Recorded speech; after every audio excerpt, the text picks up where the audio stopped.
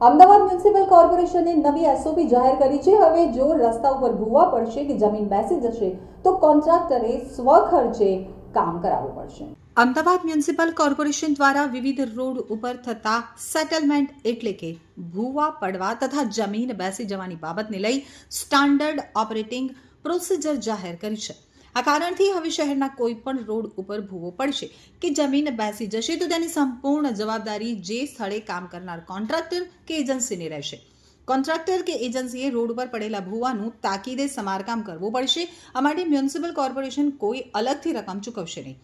Ahmedabad municipal corporation દ્વારા પાણી, ગટર અને વરસાદી પાણીના નિકાલ માટે નાખવા માટે ખોદાણ કરેલ જગ્યા તેમજ જીઓ, એરટેલ જેવી ટેલિકોમ કંપનીઓ તથા યુજીવીસીએલ જેવી તથા પાવર કંપની, અદાણી, જેટકો જેવી અન્ય એજન્સીઓની વિવિધ કામગીરી કરવા રોડ ઓપનિંગની મંજૂરી મ્યુનિસિપલ તંત્ર તરફથી આપવામાં આવે છે।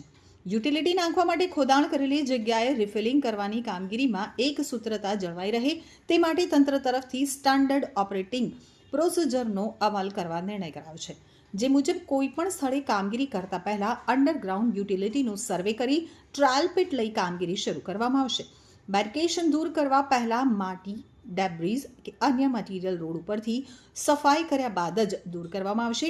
તમામ સર્વિસ પ્રોવાઇડરો જે મ્યુનિસિપલ કોર્પોરેશન પાસેથી રોડ ઓપનિંગની મંજૂરી લઈ કામગીરી કરે છે તે તમામે આરઓ પરમિશન લેતા પહેલા બાંહેધરી પત્ર આપવો પડશે।